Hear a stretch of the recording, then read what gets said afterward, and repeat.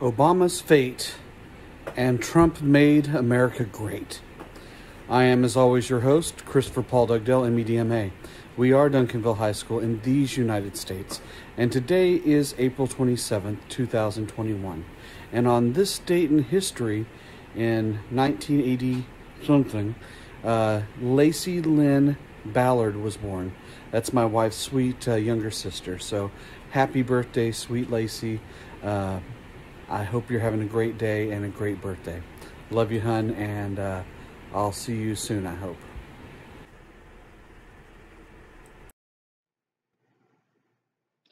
So the election of 2008. This was one of the cleanest elections that I've ever seen. You have Barack Obama, who ran for the Democrats. He was against the war in Iraq. He wanted to raise taxes, wanted to create national health care and a large federal relief program. On the other hand, you had John McCain, a Republican who was in favor of the Iraq War. Didn't want Bush to help him at all in running for the presidency. Bush was extremely unpopular at that time. Sarah Palin was his running mate. She was the second woman as a vice presidential candidate. Barack Obama won. They had a hard time saying anything really personal against each other. Barack Obama was African American, and John McCain was a war veteran who spent time in a prison camp during Vietnam. So, very peaceful election. Under Barack Obama, you have the appointment of Sonia Sotomayor, who was the first Hispanic Supreme Court justice. The American Recovery and Reinvestment Act of 2009 was a stimulus package from Congress to try and stop or slow the recession. Again, the recession just took time for it to work its way out. It wasn't long before people started to blame Barack Obama for this, but this all started under Bush's presidency.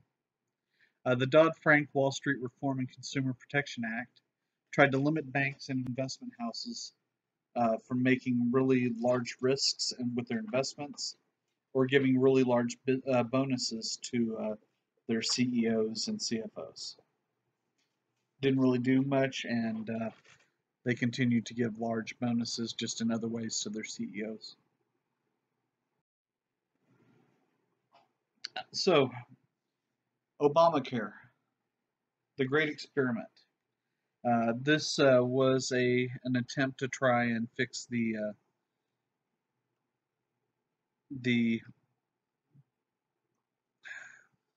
healthcare system in the United States.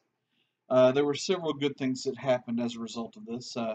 It allowed for pre-existing conditions. Since everyone had to have insurance, then the insurance companies had to continue to take care of their customers, even if they had conditions that happened before they had insurance.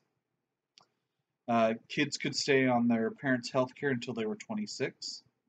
They're not required to, but they could stay on there until then. Before this, it wasn't a possibility for your kids to be on your health care after they were out of college or after they had graduated from high school if they didn't go to college. This was only available to people that made 133% of the poverty level and below. So if you made 134% of the poverty level, you could have to pay very expensive insurance fees that would make you live well below the poverty level. There was a tax for people that didn't have health insurance. And if your company did not offer health insurance coverage, then you could be fined as well. The BP disaster. BP stands for British Petroleum. And in April of 2010, so 10 years ago, a deepwater oil rig exploded in the Gulf of Mexico. And this causes the largest oil spill in U.S. history.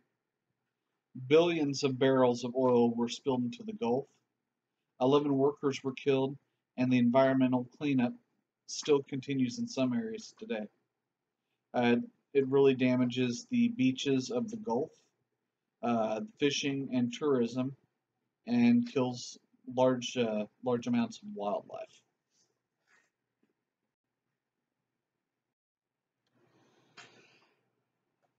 So, in 1998, Matthew Shepard, in the top left-hand side, he was killed because he was gay.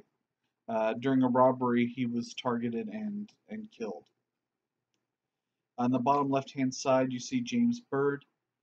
This is a man who was in South Texas, and three white people decided to kill him. They chained him up and drug him behind their car for 3 miles. It tore off his arm, and I believe it also decapitated him. So, as a result of these two men's deaths, uh, Congress passed the Hate Crimes Prevention Act, and this includes gender, sexual orientation, gender identity, disability, and you didn't have to be doing some type of federal program to get protection. So this protected anyone from being attacked for any reason.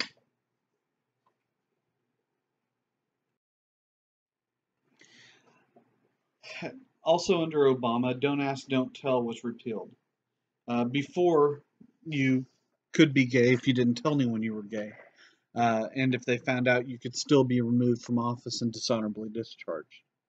So when this happened, Congress voted to repeal the act, and now you could openly have relationships with anyone, of legal age, and there were no repercussions. On April 30th, 2011, so uh, that'd be on Thursday, U.S. Navy SEALs killed Osama bin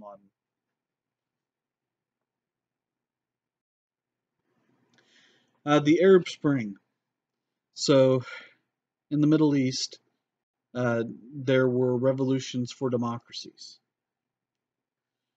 The Jasmine Revolution, Mohammed Bouazizi does the same thing that the monk did in Vietnam, and set himself on fire to protest the government in Tunisia. The president of Tunisia fled to Saudi Arabia, and this movement continued and moved into Libya, Egypt, and Syria. In Libya, dictator Muammar Gaddafi, and by the way, there are probably, I think there's 32 different spellings for Muammar Gaddafi. And so if you are really bored and wanted to look at all the different spellings, that's something you can look up. He was overthrown and killed in the Civil War. Uh, he was seen being chased on the streets. It was all caught on video, where he's running away and someone stabbed him in the butt. And when they did, he kind of falls to the ground over to the side, and then he is torn apart by a crowd trying to kill him.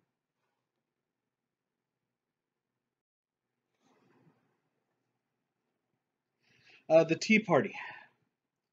These are extreme Republican conservatives. They were against Obamacare. They wanted a smaller government, fiscal responsibility, and they had a major problem with this group of moderates. They called them rhinos, Republicans in name only. They thought of them more as Democrats than as Republicans. Uh, Occupy Wall Street. A large group of students went to protest and demand that the United States redistribute all the wealth in the United States. Uh, they were against banks, investment houses, uh, and the cutbacks on welfare. They also argued that 15% of Americans live below the poverty line.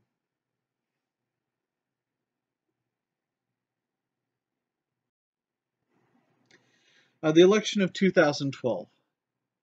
The candidates raised over $2 billion for the election. $2 billion with a B.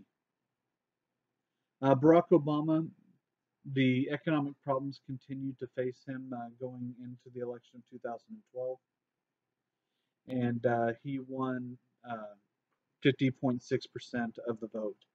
He won by a pretty large margin, though, in the Electoral College. Mitt Romney was the first Hispanic candidate to run for president.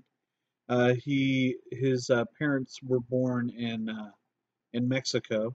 They were missionaries, so he wasn't actually a Latino.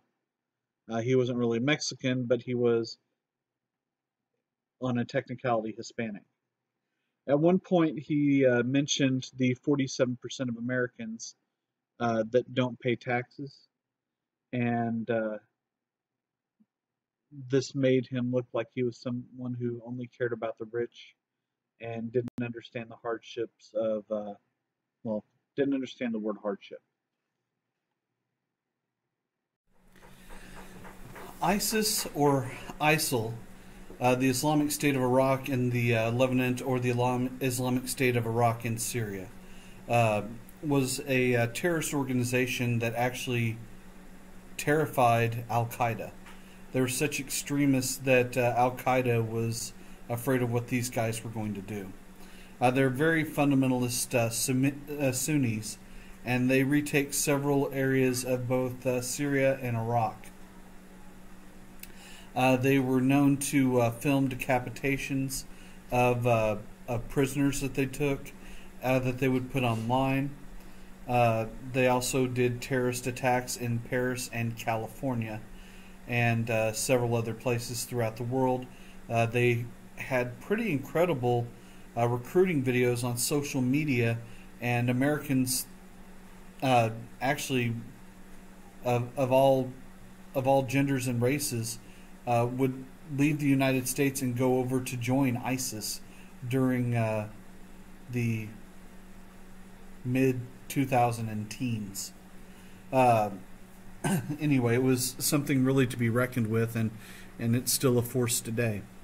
Edward Snowden, the guy down on the bottom left-hand side, is a guy who works for the NSA, and they monitor things like emails and text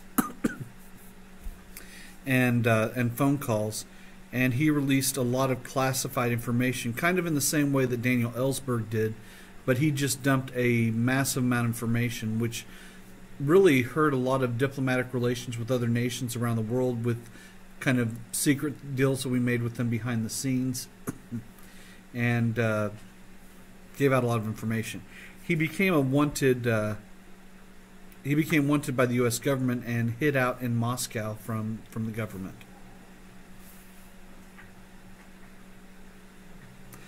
Still at large today, and still hasn't come back in. He's no longer in Moscow, though, I can say that. Ferguson. This was a riot that broke out following the fatal shooting of Michael Brown by the police, and the fact that the officer was acquitted of all charges. A major riot broke out twice in the city. On a happier note, we have Obergefell versus Hodges. And this legalized gay marriage on June 26, 2015. So it's almost been 5 years.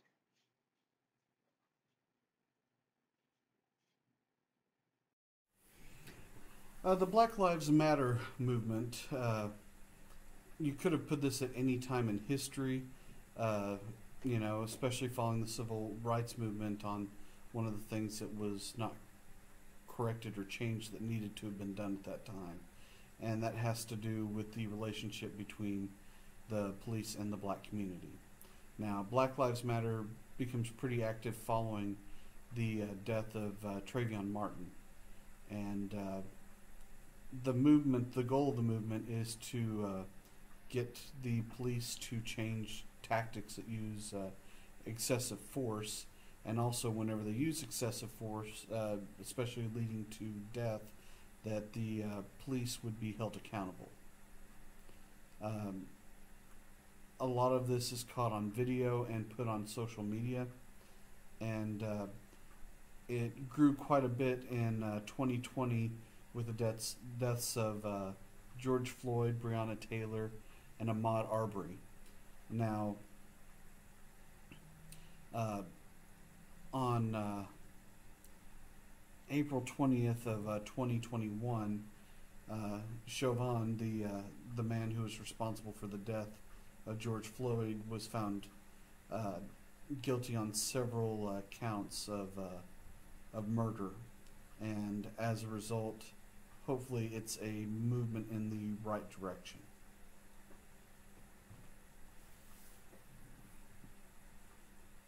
For creating change and holding the police accountable for actions that they do that are not really part of protecting and serving. Of course, every happy bit of news I have is followed by sadness. And this is the Orlando nightclub shooting, where Omar Mateen killed 49 people and wounded 53 others in a gay nightclub. Until 2017, this was the largest mass murder in history. The Vegas shooting would surpass that.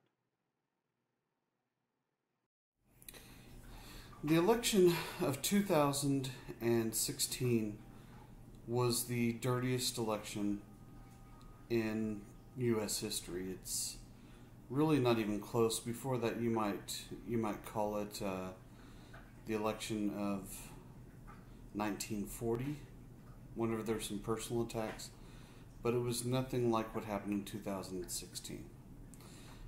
The political issues really didn't matter, and most of the campaign, even among the people trying to vote, instead of speaking of the qualities that their candidates had the horrible qualities that their candidates didn't have that the other person did have. Donald Trump was a Republican. He was an outsider. He was most famous for hosting a TV show called The Apprentice, where they had people working for him, and he would fire people that didn't perform very well. He promised to end corruption in Washington, D.C. and drain the swamp. Hillary Clinton was the Democrat. She was the spouse of former President William Jefferson Clinton, a.k.a. Bill Clinton, and had made quite a name for herself as a senator from New York and also the Secretary of State under Barack Obama. She won the popular vote by 4 million votes, but ended up losing the Electoral College.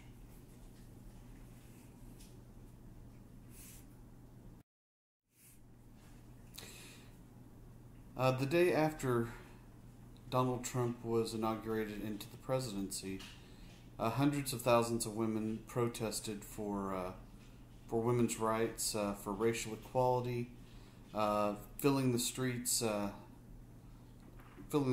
in a very. It was amazing the number of people that were in the streets for that. I actually was in the march myself. Not to group these two things together, but the Me Too movement was also started really after Harvey Weinstein's sexual abuse trial. People started coming out of the woodwork, and anyone who had done anything to sexually abuse anyone, an accusation was something that could end people's careers at that time. So this is done in the film industry, business leaders, modeling agencies, public officials, everywhere. There were cries out to end this kind of treatment, and some steps were made at this point.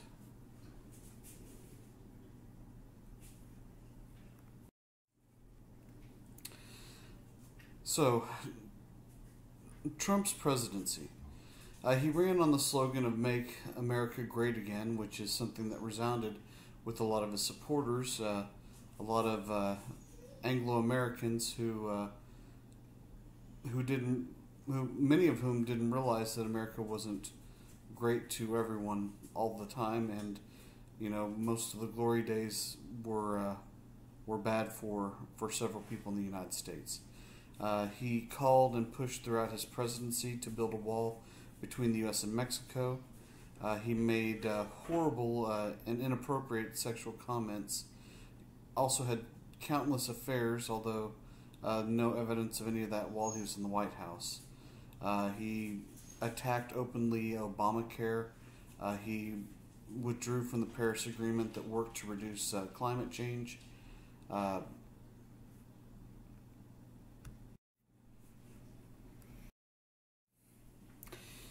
Trump's 2020 was a very hard. It was a hard year for everyone in America. 2020 was. At the very beginning of the year, this started off with a impeachment of Trump for abuse of power and obstruction of justice. He was acquitted within 6 weeks of the trial, so his presidency continued. Okay, he fought Black Lives Matters throughout 2020, and then the real thing struck in 2020, and that was COVID-19. America was shut down as of March 12th, and traveling outside the country was concluded at that point. There was a lockdown where everyone was required to stay in their homes, although several people were able to travel if they had to work. A lot of jobs were lost during this time. The government gave a one-time payout to families of $1,200, and then waited almost another 9 months before it made another payout to anyone. Unemployment was really high, and progress on making the vaccine and making the vaccine available was really slow globally during this time. The election of 2020, Joe Biden ran with Kamala Harris. Kamala Harris was the first African American woman to run for the office of the vice presidency or the presidency. He called for bringing back government health care. He believed in wearing masks, as people did during the lockdown, and were required to do for well over a year after everything was shut down in March of 2020. He also wanted to create oversight for the police. Donald Trump made some questionable moves. The debates were rather difficult because both of the candidates spoke over each other, particularly Donald Trump over Joe Biden. He at one point backed a white supremacist group called the Proud Boys during the debates. He promised to continue his policies, and when he eventually lost both the electoral and the popular vote due to controversy over some of the ballots being counted in Georgia, Pennsylvania, and Nevada, this will lead to a lot of problems, which we'll speak about soon.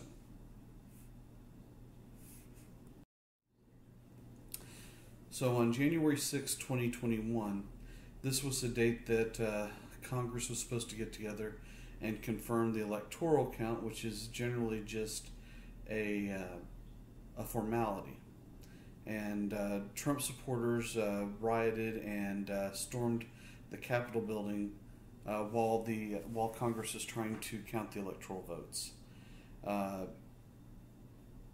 The way that Trump supporters were treated was in direct contrast to the way that the Black Lives Matter marchers did. Five people died in the riots on the Capitol that day. They claimed that Biden had stolen the election. They went through and they stole mail from Nancy Pelosi's office. They stole the lectern, but many of them posted a lot of this on social media and made it much easier for them to be caught. 400 people ultimately were charged with federal crimes for their role in this. And in fact, at one point, there was a Confederate flag flying over the top of, flying in the Capitol building. This is going to lead to Trump's second impeachment, which started a week after these events and a week before his term ended. But ultimately, there were not enough votes to impeach him. This leads us to the end of the year. Thank you, everyone, for all of your hard work this year. I know it's been a struggle, but we've now made it. So, once again, thank you to everyone, and we have finished yet another year. So, make sure you have all of your work done. We have a test. Make sure you get that test done, and then we can celebrate. So, have a great day. Please don't cocaine, please don't AIDS, and please don't COVID. And I will see you on the other side.